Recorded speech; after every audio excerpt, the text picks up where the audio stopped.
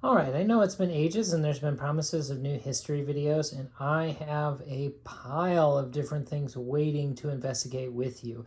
So as you can see, these are blueprints. And if you're trying to figure out what the blueprints are, these are the blueprints for the first addition to the church, the chapel church that is on Saratoga Road. So this, I think, highlights it best.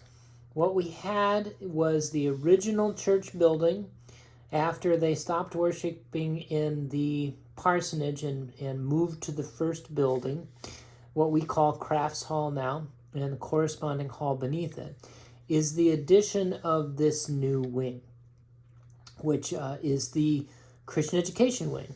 That is what these blueprints represent. So this is that wing. Now, what I think is really interesting, what I want to highlight, is the arrangements of the rooms as originally conceived. So again, this is the present building of Crafts Hall. This is actually the downstairs. So this would be what we now call Youth Hall in the basement of the church. A coat closet here, which is a storage closet presently. This is the stage at the far end of that hall, was used as a class or a classroom. Boiler room is still there. The only kitchen of the church was this kitchen right here, which now has been split in half and is a tiny little kitchen with much of it rearranged, but was a much larger kitchen at that time.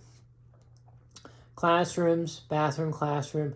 A lot of this has remained relatively unchanged in the sense of these classrooms and their present reality.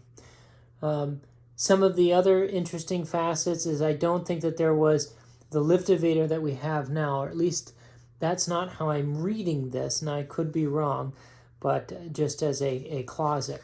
So this is the downstairs. So the one big change here is the size of this kitchen, really, in the downstairs.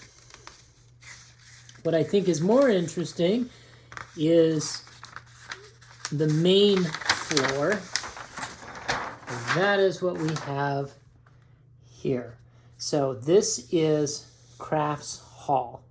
You see the chancel. So this was the sanctuary at the time. So the chancel and the nave of the church. So the pews were here. The entrance of the church over here to come up the stairs and into the building. So the cafe was a transept. It was a side chapel with the accordion doors, which are still present as a way to enlarge the worship space or use this as a smaller worship space. The kitchen, which is here, was just a parlor. There was a small kitchen here. I'm going to show you a picture of what that looks like. But really almost more of a sacristy or something that could be used in this space, this parlor space, for events or smaller gatherings. Bathrooms are where the bathrooms currently are, so those haven't changed. But small chapel, no kitchen, but a parlor. Then we have where the finance office now was originally the youth room. And the preschool room was across the hall, was the Wesley room, which is why some of these doors are half doors, was representing this as the preschool room. We go further down, this is the present day library, and it was the nursery. So again, we have a change in how these spaces were used. The outer office was a choir and a group room, not part of the office.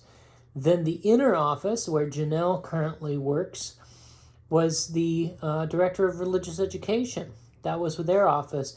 Minister's office has not changed.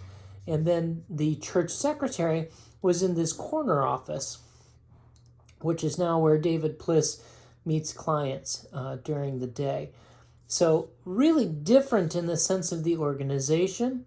Again, no lift elevator, which came into this space, but stairs only in the entrance space. Here is that little kitchenette. I'll go back to the bigger blueprint. That's this. So this is a blow-up of that little kitchenette. and how it was to be used and designed. Some of the doors that are there. But just interesting to see how, and this was it says right down here, 1954. The rooms they thought were needed in 1954, and how in the years since, these rooms have really been rethought of in their organization and what their use is. So there's a little more blueprints coming. I have a horde of blueprints here to really look at how things were perceived and thought of originally versus what they became. There's some of the outer bits of the building and the elevator. So this is the sanctuary. Originally had a tower on it that went away when they made the current sanctuary was built. So that used to be on Crafts Hall.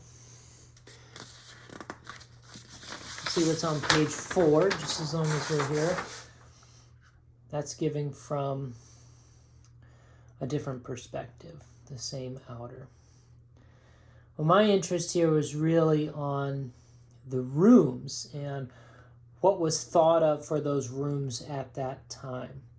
Some of you have shared with me that you remember these spaces or a time in which these rooms had different functions, and I certainly have appreciated your sharing of that history. There's more history to come, so I hope you'll keep tuning in as we explore Christ Church, its past, its present, and its future.